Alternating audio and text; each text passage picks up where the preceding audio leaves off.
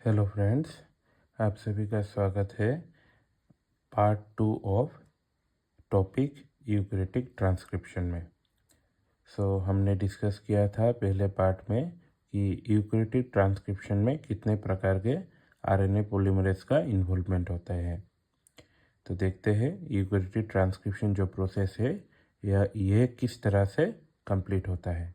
तो मैं बता दूं, यूकैरियोटिक ट्रांसक्रिप्शन में 3 अलग अलग स्टेजेस है जो कि कंप्लीट होने के बाद ही आपको प्रोडक्शन ऑफ आरएनए दिखने को मिलेगा।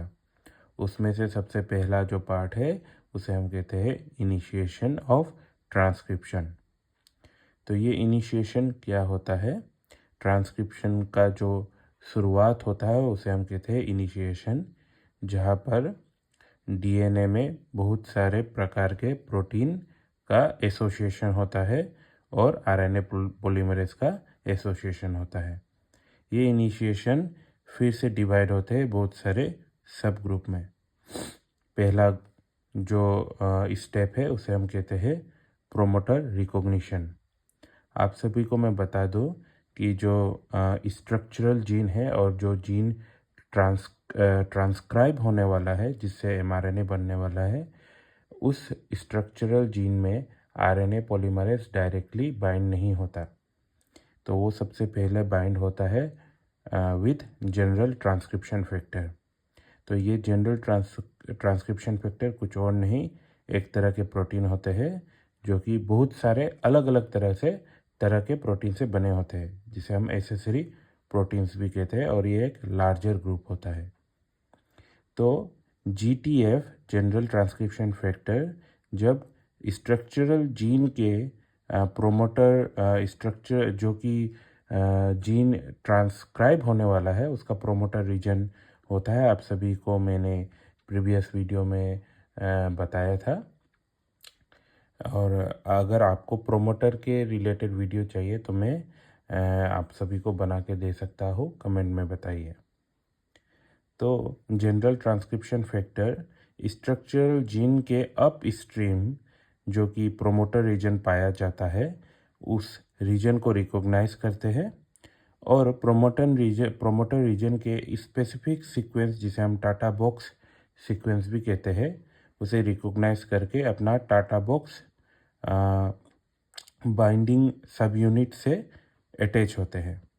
जब general transcription factor promoter region को बाइंड करते हैं देन ये क्या कहते हैं देन ये क्या करता है, ये असिस्ट करता है अदर जनरल ट्रांसक्रिप्शन फैक्टर को बाइंड होने में। तो अदर जनरल ट्रांसक्रिप्शन फैक्टर क्या होते हैं मैं बताता हूँ। तो there are all together 5 general transcription factor other than GTF2D। Transcription factor 2A, transcription factor 2B, transcription factor E, transcription factor 2F, transcription factor 2H।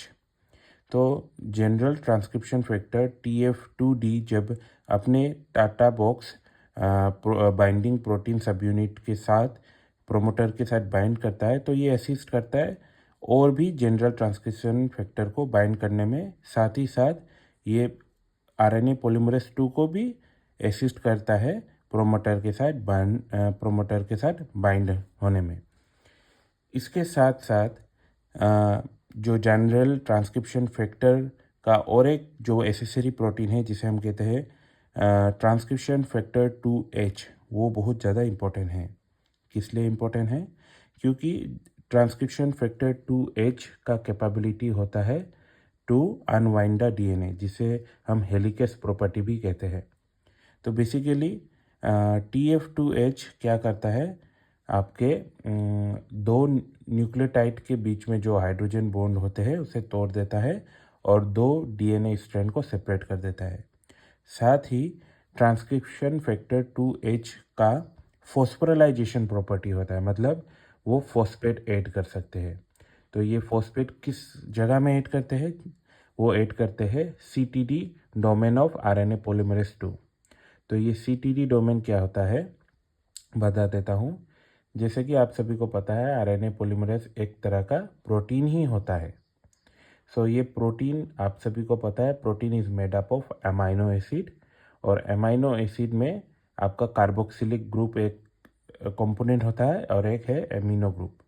तो ये कार्बोक्सिलिक ग्रुप में फॉस्फेट ग्रुप ऐड कर देता है जो कि हेल्प करता है आपके इलोंगेशन प्रोसेस को इनिशिएट करने के लिए। तो आज इस वीडियो में हम सिर्फ इनिशिएशन तक ही डिस्कस करेंगे। नेक्स्ट वीडियो में हम इलोंगेशन के बारे में डिस्कस करने वाले हैं। अगर आप सभी को ये वीडियो अच्छा लगा हो तो लाइक कीजिए, सब्सक्राइब कीजिए और नेक्स्ट सीरीज़ के लिए वेट कीजिए। तब तक के लिए बाय बाय।